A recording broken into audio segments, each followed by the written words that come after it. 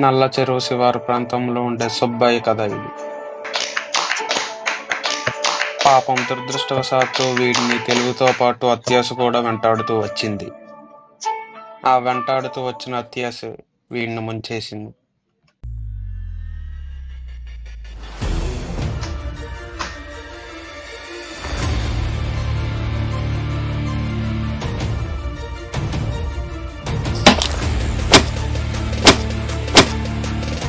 ఇలా చేస్తారా? ఇదా మీరు చేసేది?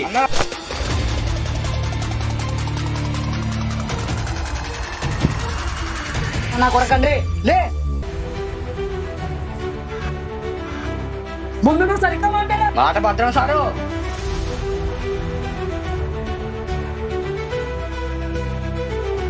నెలవంక తొంగి చూసింది, చలిగాలి మేలు సోకింది.